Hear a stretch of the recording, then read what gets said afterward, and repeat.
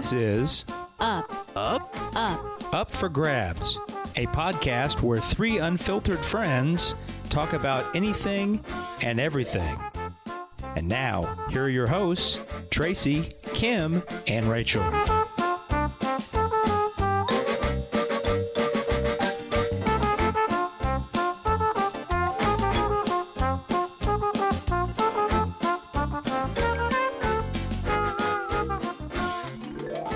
Welcome to Up for Grabs. I'm Rachel. I'm here with my friends Kim. Hello. Hello, and Tracy. Hi. Hi. How are you guys doing? Good. Well, Good to hear.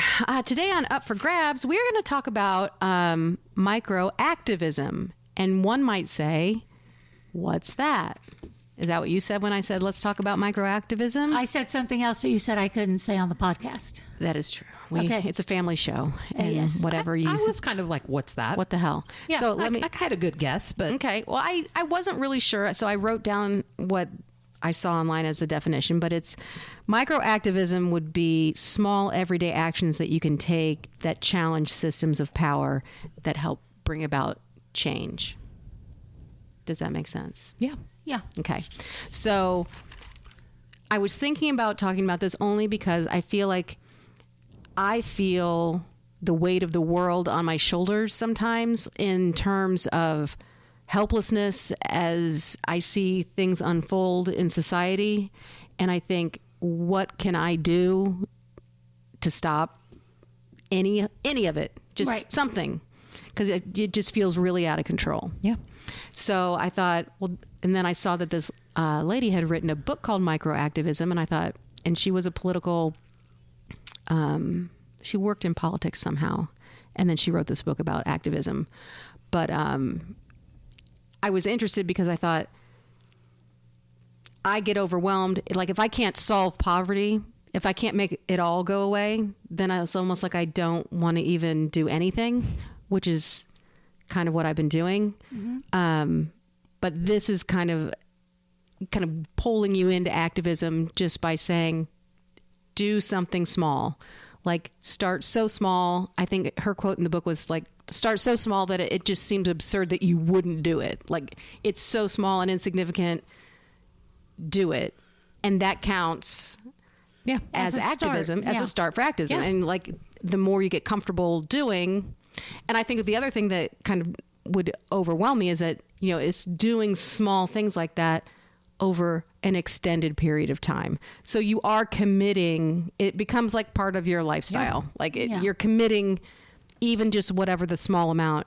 I think one of the things that they put in the examples is like, if your cause is, hunger or whatever, giving $5, small amount, but you do it every month to a food bank.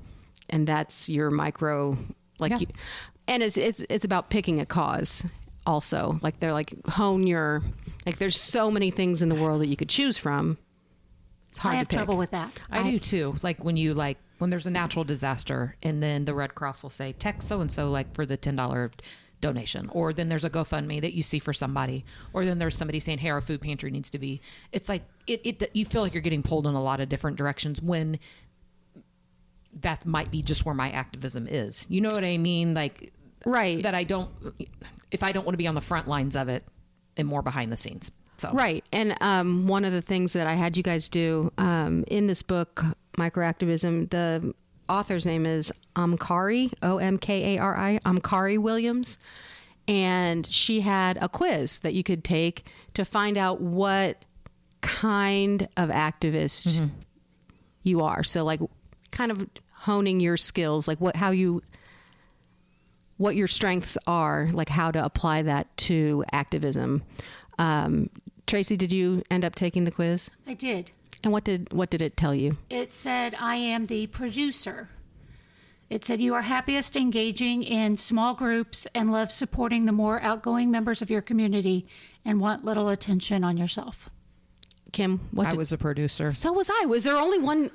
But I believe that we're all producers. I thought maybe you wouldn't be, though. I thought maybe you'd be more, I don't know what the other options were, but I thought maybe you'd be a step ahead. It was indispensable, which I think Tracy was the indispensable. Yeah. The organizer. Yeah. And the headliner, which might have been Tracy as well. Yuck, yuck. Yuckity, Okay. yuck, opening act. Yes. But I would have guessed that would have been what I would have, based on how I was answering the questions that they posed.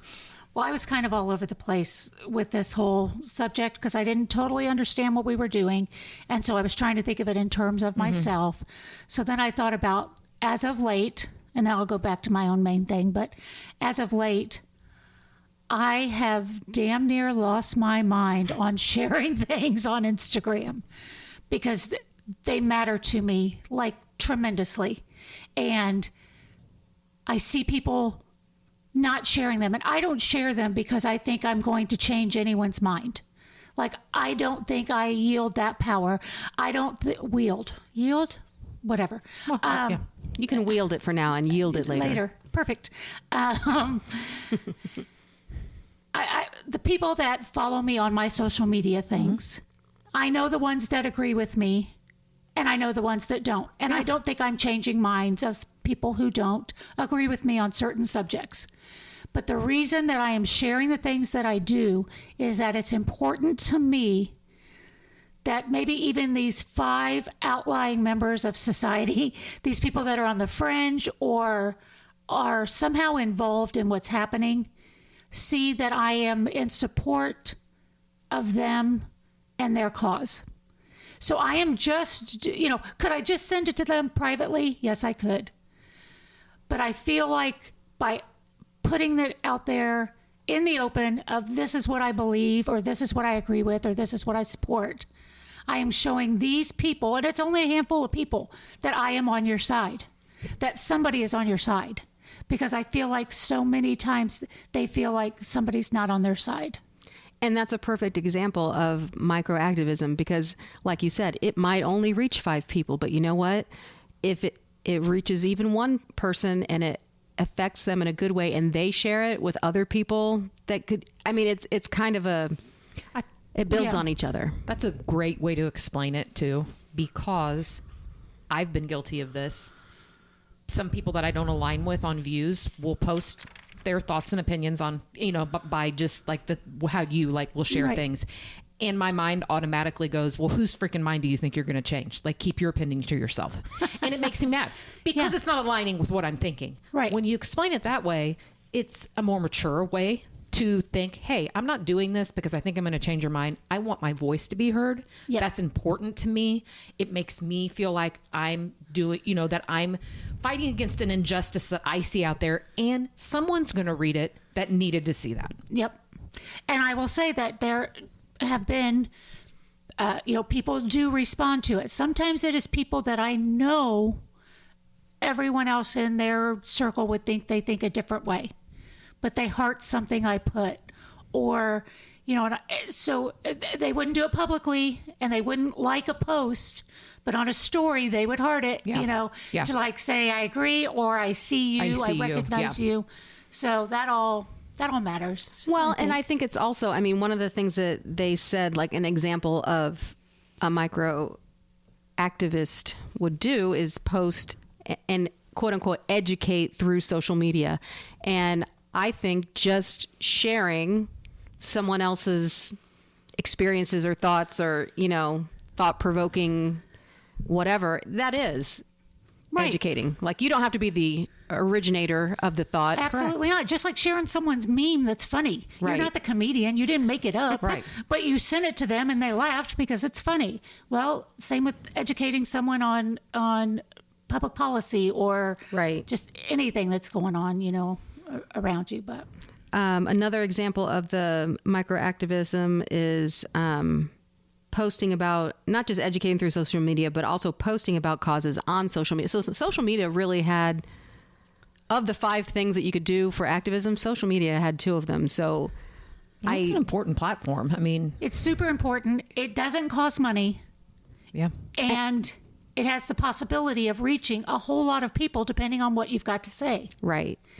Where prior to social media, unless you were a movie star or, someone very high politically, you did not have a voice that anyone else had an opportunity to hear. And I think that's good and bad because a lot of people now think that their viewpoints, even if they're I don't know, hateful or whatever need to be said, like think they're right. Yeah. And, you know, free speech, that's when you just don't follow people or you just don't look at it. I'm not saying people shouldn't be allowed to reveal themselves online. In fact, I find it to be a really great way. It doesn't really bother me. Like, Filter out people. Oh, it's a good filter. I think my last good filter was at the Super Bowl. The Super Bowl halftime thing with Bad Bunny. Yeah. My last social media eye-opener was people that popped up and had to put their 2 cents in on what they thought about Bad Bunny and why he wasn't appropriate to be performing at the Super Bowl. And I was like, wait, what? Okay, you're dumb. And then I have 2 or 3 people on my timeline that no matter what happens in the news, whether it is sexism or racism or whatever ism it is, that's a big thing. I can lay my head on my pillow at night knowing that I will wake up to a post from A, B, or C, and it will say, this has nothing to do with race, but and then they give their racist opinion. And it's like clockwork. I know it's coming. And I think, who do they think they are tricking? Like, you have shown yourself. You have shown yourself just like I have shown myself. And some people may not like the side of me that I've shown. That's okay. Yeah. But you're right. And I for some reason, my mind went to the whole thing with the men's hockey team and Trump after the Olympics. Yep. Yeah. Once you reveal who you are, you either you can't backpedal from that. And I think a lot of those players were trying to backpedal a little bit and it's not working. Like they just keep doing more interviews and no one will say they're sorry or perhaps they could have been wrong. Right. And so they're just revealing themselves even more. It's like, you just pray that they just stop talking. Yeah. Yeah. Which is what I do with most people online. One other thing that I thought of, Kim, when you told a story not too long ago when you were at a restaurant and a man was treating the hostess badly. Mm-hmm. One of the things for micro activism that they were saying was a really good way to show it is speaking up against discrimination if you hear in a casual conversation or if you overhear someone being misogynistic or being mistreated. Do it safely. To say something. And I remember when Kim said she did that and I was so proud of her because that's a way to advocate for women. Like the guy was being mean and I to this poor girl. I still can't believe I did that. I mean, thinking back to like, I didn't feel unsafe. I wasn't in an environment where that shouldn't have been, but I think that you just hit a certain age where you look at that young girl as that could be my daughter. Yeah. Yep. And what are you showing the people around this restaurant? I saw the same, and I wasn't in a position to step in, but I saw the same thing when I was going, checking in on a flight. This man was going off on the Allegiant, when you go and check your bags. Something happened. Something was behind. Something was late. And I just like, do you not, his wife's sitting right next to him, and you want to go up there and poke him on the back, but you have to be careful with those kind of things. Because people are crazy. People are crazy. Yeah. And sometimes I feel like I'm not a very good micro activist because during COVID, I think that I did share things and I put my opinion out there and I got heat from it, from people that didn't align with my views. And I didn't know how to handle it maturely and it would hurt my feelings or it made me angry. And I really stay away. And this is just like social media. I don't post anything political and I don't post anything that might to like ruffle some feathers. I like post and I love post and I love things, but I'm very careful about, not because I'm worried. I think people know where I stand. People know who I am. They know what my views are, but I'm very careful about, if I do that, I go down a rabbit hole and it's not healthy. Right. Like I get so mad about some of the Bad Bunny thing. Yeah. In the grand scheme of things, I don't know why people got pissed off at it. It's political. It's everything that's going on in our world. And I kept thinking, on to the next, wait till they announce next year's Super Bowl performer, and then people will be just pissed about that. And it didn't really get under my skin. And maybe I'm a little soft with the hockey players. I kind of put myself as 25-year-old men and their minds and the sport that they play and the macho-ness that they have to portray, and maybe being put in a situation where they're in front of the president and the president makes a sexist comment and they don't know how to handle it. And maybe they don't have a team of people around them that can guide them through that kind of stuff and that can help them through it. I think that, yeah, they're showing a pretty sexist side of themselves, but are they going to be those same men 10 to 15 years down the road when maybe they're married and maybe they have kids? Yes. And maybe they've because softened. no one's stopping them now. Some of them are Sorry, married. that's just my opinion. Well, some of them are married and have kids right now. And they're older. And that's the kind of things Right. I might stand on the sidelines of, I don't necessarily agree with it, but I can give them grace. And that's why I kind of just keep myself out of a lot of things, because I think that I lean more towards the grace, and it can backfire. Well, in that specific incidents, my problem was that they went on record as saying that they respected the women's team and that they were friends with the women on the women's team and how much they practiced with the women, the women's hockey team, and there was nothing but love between the two programs. But when one program says that they don't want to go to the White House and they have a reason because they know the person at the White House doesn't respect or like women. Yeah. You can't say that you're friends with these people and then do something, support something that hurts them. You know what I mean? Yeah. I'm like, pick a side. Like, if you were really friends with the women's team and you really respected them, you would know, A, why they weren't going to the White House, and B, you'd have their back and not go either. And I think, and I was trying to make excuses because half those people on that team, I love to watch play hockey. I'm like, I was crushed. I was like, oh God. It changed the way I see that. Like, I don't enjoy watching them as much because I'm like, what is going on? But the thing that makes me mad is, yes, they're young, but they have agents and parents and mothers that and are all about sisters. Putting yourself out in the media and being. And there's They training have classes, Yeah. So there were plenty of people that could have stepped in and said, please, whatever they decide to do as a team, you as an individual, sit back. Yeah. Think of this whole situation and how it looks to someone that maybe is not being taken care of in this country right now, how that makes you look. And I don't know if that happened and they said, okay, I don't care. I don't care how I look, or they're like, it's not about politics, even though you're at the State of the Union, which is, I don't know, political.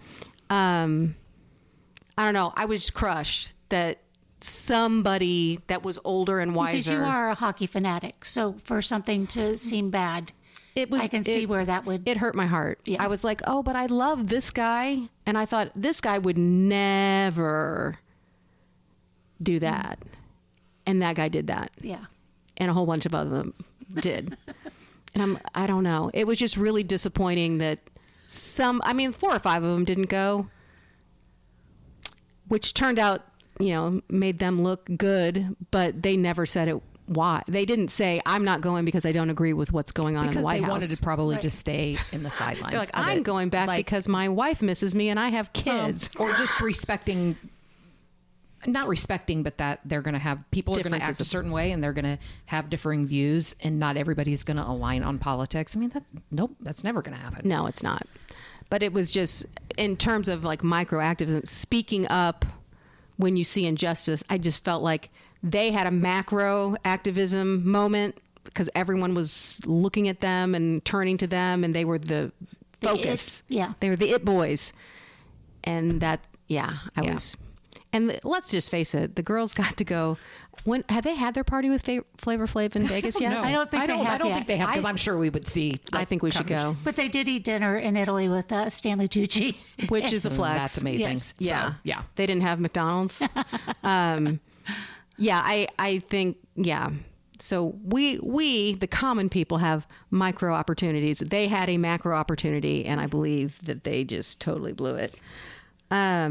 Tracy, I wanted to talk to you because you're not a micro activist. You're an activist. You have been on the front lines. You have created events for causes that you love and raised money and created awareness. And I wanted you to tell our listeners all about that. Yes. Well, and I will say that is based out of me feeling like I had no other options. And it was, she's referring to the Zach Brown 5K for Angioma Alliance. Zach Brown is my son, and at 10, he had 2 strokes from a rare disease, a lesion in his brainstem. And there is this is how many years? Gosh, 15 years later, and there still is not a treatment. But we have 5 or 6 different drug trials going and all these things. So that's really good. But anyway, at the time, there was nothing that could be done. It was inoperable, and there was no medication choice. And how I started was I saw that there was an Angioma Alliance that was having a scientific conference in Washington, D.C., and I messaged and said, can I join, because I live near D.C.? And they said, no, it's just for board members and the scientists, because they have to protect their intellectual property. And I said, okay, well, what do I have to do to be on the board? Having never been on a board of anything, and I don't know what made me even say those words, but... I can't believe you didn't say, what do I have to do to be a scientist? That's right, yes. That also is coming up. No. So they said, well, what can you do? And it kind of went back to when we all went to St. Barnabas, and we were a stewardship parish, and you had time, talent, and treasure. And I didn't have a lot of talent, and I didn't have a lot of treasure, but I had time. So I'm giving you my time. And so what I told them was, I can do a fundraiser. And now, I had no idea what I was talking about, but I've raised funds. I've bought Girl Scout cookies. Everybody does fundraisers. That's Sure. How hard could that be? So, so I started the Zach Brown 5K and with Zach's help, and it ended up leading to many other bigger fundraisers for this charity. And it brought in larger donations from people based on the fact that we just got the word out. I happened to have a kid who was 10 and cute, and half of his face was paralyzed. And I told him, I had a talk, and I said, we have to use what we have, and that's your face. Your face. And you're not going to be cute forever. I mean, to me, your mama, you're always cute. But, there's plenty of people that are adults, and people don't want to give to their charities, know.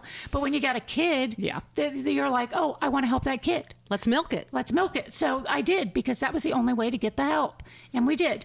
And through his alone, we raised over $100,000. And we had people in, I don't even remember now the number of countries, but a lot of countries. We did it virtually. We sold T-shirts. We sold bracelets. The bracelets gave me an opportunity to walk up to strangers and hand it to them and say, just Google it. And if you feel like donating, that'd be great.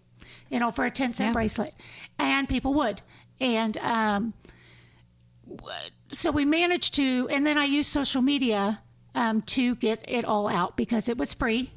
And because I was so busy trying to get him to therapy and rehab and all these things that I didn't have time to talk to everybody on the phone. I had family and friends back here in Indiana. I had family and friends in Maryland and turning out all over the world. And I could not give everyone a personal update. So I started sharing everything on Facebook. And so it just kind of grew naturally from that. And I started doing a little bit of public speaking, which, if you know me, and I'm talking in a microphone like I know what I'm doing, but I don't. I get really nervous and uncomfortable. But that was my heart. I had to, because I was the one that knew it. So I had to do that. I had to be the storyteller. So by raising funds, that was what got you into the conferences? Yes. That's so great. Yes. And so I was a board member in charge of fundraising. Good. So, okay. Yeah. And the first conference I went to, I'm not going to think of his name right now, but he was in charge of the NIH neuro section. And Walter, I can't think of his last name. Anyway, he was a speaker at our conference, and it was a very big deal to have him there. But because we were in D.C., it was easier to get people from NIH What's NIH? Oh, National Institute of Health. Thanks. Sorry. It's okay. And I did go to like Neurology Day at NIH, which is like where all this major research is done. I found myself in all these places that I'm like, what are you doing? But anyway, I gave him a bracelet. I took a picture of the two of us with our bracelets. I said, I'm going to put on Facebook. He was like, oh, that's cool. He didn't know. So I was like, okay. So I had in front of his face, he put it on and he said he'd wear it. So the man who helps funnel federal funding to researchers was wearing our disease on his arm. So that was a really cool thing to do. At one point, Zach and I went and spoke to several members of Congress because someone had written some wording into a bill. You know, they put a lot in the underneath of bills to kind of push through, and it was to get funding for research. And he and I went with the president and her daughter of the organization, and I'm like, who are we that I'm walking through the halls of Congress, going to these, you know, the New Mexican delegation, you know, and taking the underground train like these people have under there. I mean, it was just a lot of very cool stuff. But all we were doing was telling our story and saying, well, you know, we need help and you can help us. Yeah. And when you look someone in the eye and say, you have the opportunity and the power to help, they usually do. So, but you have to get them there and you have to get that moment happening. So anyway, that's what we did. And like there was $1 million of federal funding that went to research. And you think that's a lot. It's not. Yeah. You know, Really? money goes, it goes very quickly, unfortunately, because there are certain things that you have to do. You have to test through mice, you know, first other things and then mice and then humans. And, you know, all that stuff takes time. But anyway. So that was my micro that got a little bit bigger than I had intended, but still, and I don't do much of it anymore. I still put out some things, but I want him to live his life a little bit without everybody knowing every single thing that he did. Yeah. So once he started college, I didn't put too much out there anymore, but. Well, and the fact that he not only started college, but finished college is a testament to you and him just digging into getting better, getting better, and just knowing that, you know, and there were a lot of people that there were a lot of other people that didn't have the support that he had, both family and from other people in the community, and they watched him and they watched what he did, and I would get messages and then we would message back and forth, or I would have mom send me something that says, my daughter who's 13 just had a brain bleed. Do you think your son would talk to her? Absolutely. Give me the number. And he would call her because they didn't know anybody else. Most of these people never met anyone else who had what they had. Now it's not that uncommon for people to know someone who has something that they have because there are community groups and meetings and things like that we got started. So. And that's good. I think the thing that I love about what you did, I mean, you said when it's your child, that wasn't your comfort zone. That wasn't what you would think, oh, you know what I'm going to do is I'm going to be an advocate for this, and I'm not going to be afraid to go up to Anderson Cooper and ask him, you know, for support or whatever, because that's not who you are. But when it's your child, suddenly nothing seems... No, you'll do anything. Nothing semes too big. No. And everybody should care. And what I hope for people, and me included, is that I choose my cause just because I'm passionate about the cause, not because I personally suddenly become affected by the cause. But I do understand sometimes that's the only thing that gets people involved. Right.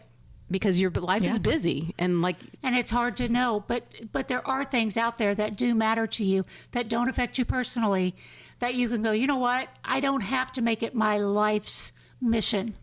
What I can do is volunteer 1 day a month, or what I can do is go down to the protest. Protests are very fun. I think my kids and I think they're fun. Not everybody thinks they're fun, I guess, but I get nervous in crowds. and some people are not comfortable with that. I'm not. I think what started, because I did not start my kids going to protest, just for the record. That was not something I had done. They started it and I followed suit. But what I did do was make sure that they volunteered for underserved parts of their own population. So they were part of Best Buddies. They did adaptive sports.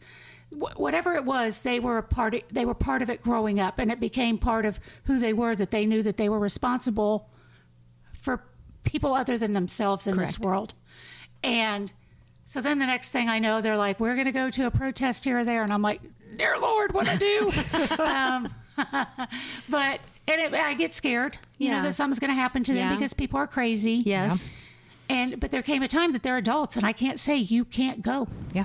Well, and it's funny you said that, because I said with microactivism, to make it make sense to me, I'm like, it's service hours, but for adults. Yes. Our kids grew up going to Catholic school, and they were required through religion class to do X number of service hours, and they complained about it. And perhaps, I'm not saying they made them up, but I'm saying that they could have maybe fudged on a little bit of maybe the time or, the place.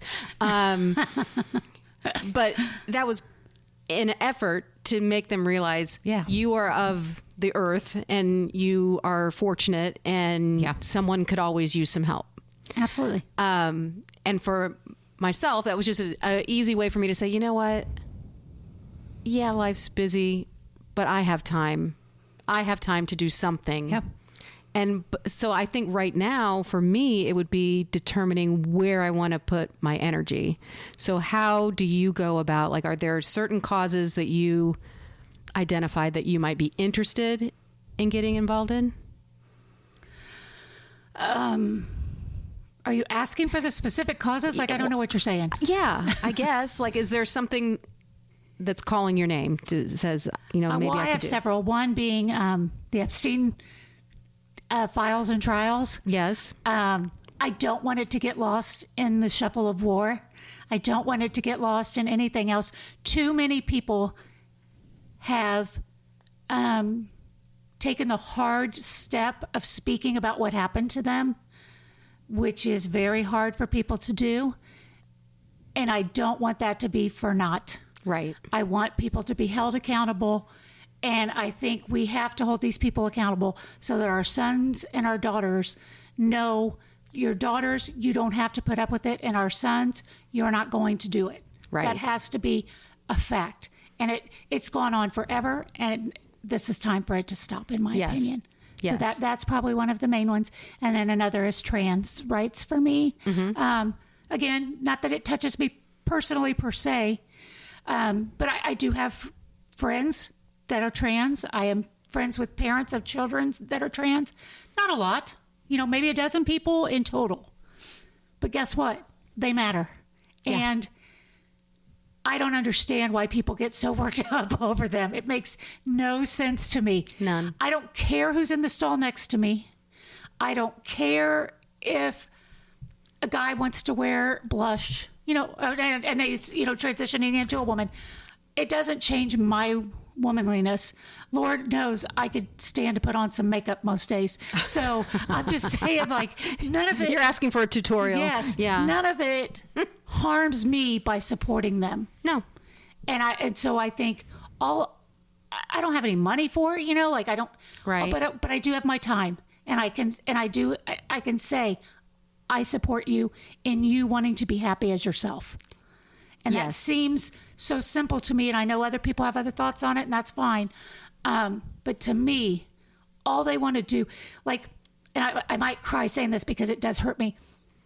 Whenever we see on Facebook or whatever that a teenager has committed suicide, and they will say, call this number, or, you know, 988 or whatever that number is. Is it 988 or 88? Whatever the number is. There's a suicide number that you can call for mental health help. And people say, you know, it's so devastating. If only they'd talked to me. If only they told me what was wrong. If only they did that. That's what these people are trying to do. All they're trying to do is live their lives. Correct. But why you would want to intentionally make their life harder, I just don't understand. When it's not affecting you in the least. It's not affecting you. It's not affecting anyone you love, you know? Right. So then I'm like, you know, so we have to wait till they're dead, and then we say if only they'd talk to someone. Yeah. You know, I just can't make that make sense. So that's why I split that one. I like both of those. Those are good. Kim, did you come up with any causes that? Well, a cause that I care a lot about and quite honestly could do more with, I do quietly do things, is Indiana Youth Group. And they're the LGBTQ. I know I can never say I'm terrible. Yeah. I fumble my letters. My cousin helps run that place. I've had the opportunity to get a full head to toe tour of the place and see what they do and the outreach that they provide to What's it called again? Indiana Youth Group. Okay. And again, your political views, your moral views has nothing to do with these young adults being endangered, being homeless, committing suicide. Just, it's such an awesome outreach, and it's such an awesome resource. It provides the things that they do for our city is beyond measure. And that's probably, to me, one of the things that's nearest to my heart. Okay. And is that something that you feel like you could, do they look for volunteers? Like, well, I don't even know what they, you know, like they have my cousin who runs it, or helps run it, I should say. They have a food pantry, and you can get on the website, and they always have things that they're looking for. And it's not crazy. You know, it's an Amazon wish list, right? You know, things like that. And I'm sure that there are volunteer opportunities. Yeah, there are, and they help. Because a lot of these kids are kicked out of their home by their parents who, you know, don't support them in any way. So then sometimes they need a place to stay, and they help foster that. Sometimes they need a shower. They place people. They keep them placed for up to a year. The things that they do and the resources that they have, and it's just, I feel like, unless you are in that community, you may not know that it exists or that it does what it does. But okay, I'm a married woman to a man. I'm straight. I don't fall in that category. When you go into a place like that and you see what goes on outside of the world that you live in, outside of your comfort zone, it opens your eyes to the disjustice. Is that a word? I'd use it. Yeah, the disjustice that these young adults are facing at a time in their life where they're just trying to figure out who they are. Right. And they just want to be accepted, and they just want to be loved. And I don't know. I need to do more with that I think sometimes I feel like, what can I do when I don't necessarily, and I'm just saying this, like, belong? Right. You know, like, you know, is it a comfort? Is it something that makes me feel like, well, I wouldn't relate, or I wouldn't, but that might be what makes it special. Exactly what makes it special. And I know that the people that work there would say absolutely not. But yeah, just go on their website. I mean, there's just always Crime Junkies. We're Crime Junkies. That's the biggest podcast out there. They're local here in Indianapolis. They donated $1 million to this group. That's nice. And it's ongoing. Yeah. And it's amazing. Okay. It's just because they see the good that's done. So yeah. So well, and I think for whatever cause, you know, moves your heart, there's definitely something out there. Like, you don't have to create something from scratch, but there's something probably already going on that you could do something. Definitely. And you don't, like Tracy said, you don't have to be the cheerleader, be the encourager, be the person that says, hey, I'll help with the fundraiser, or be the, you know, and if you can, be the person that helps get the food pantry product, you know, just anything helps. Yeah. And that's, like I said, that's one thing that I do struggle with. If I can't solve the whole problem myself, sometimes I just am, or I get overwhelmed. Struggle with feeling like, do I fit into that arena? Right. Yeah, you do. And you do. But it's just getting past that. Right. Kind of what we're programmed to think. It's, you know, like how you were raised. And sometimes what you're programmed sharing to think. what you know how to do, like, no joke, you could go in and show some of those kids how to clean things, how to take care of their stuff. Yes. Because they may not have learned. Yeah. They may have left home before it happened. And you're like, oh, that's a skill. That's a task that they haven't been taught. Alex has gone in and talked to them about health things. You know, whatever you have, you can share. It can help. Yeah. Perfect. Well, wait, you didn't say what yours is, though. Oh, well, I had a couple. One of the causes that there's two. One that I thought of right away was adult literacy, because I can't imagine not knowing how to read. I can't imagine how lonely that is, how scary that is, not even to read a book or an instruction manual. I can't grasp being an adult and not knowing how to read. And I guess that's a real thing. It is a very real thing, especially in Indiana. Yeah. My mom did help. She volunteered for Indy Reads, and she did some stuff with that. And I'm like, I could do that. Like, it was like one weekend a month, and it was for any form of illiteracy, but a lot of people were like English as a second language, learning to read English, that kind of stuff. I think reading is the gateway to everything. So that's one thing. And the other thing is like I don't know if it's voter registration or just the idea that I feel like things are moving to make it more difficult in this country to be able to vote on purpose. I just think I don't know if there's a group out there that's just either trying to raise awareness on how to be legally registered to vote and what to do when you go to vote and what, demystifying the process or whatever. Because as a citizen, I usually wonder if I show up, like, am I at the right place? Or are they going to let me in here? Yeah. So voter registration, I feel like now more than ever, women, underrepresented communities need to be registered to vote and know when to vote and where. When the registration deadline is, because it is usually several months before. It's a bunch of tape, and they hope that you miss. They hope you miss the deadline. Yeah. So those are two causes that I'm throwing around. Didn't you used to participate in Big Sister? I did a mentorship thing. Yeah, I remember. I did that a long time ago, and that was really good too. I think that would be perfect for a young adult. I mean, I did it when my kids were in grade school, so it was kind of weird. It wasn't weird, but I mean, I think mentoring high school kids as a person in their 20s comes off different. Yeah. And it's more of you see more eye to eye, I think, a little bit. A little bit more of a friendship and mentorship there. I felt more like a mom. Yeah. But anything you can do to help. I was going to say, it's endless, the things out there. Okay, so if you have a cause that's near and dear to your heart and you'd like to let us know, please feel free to reach out and let us know. And we will see you next time on Up for Grabs.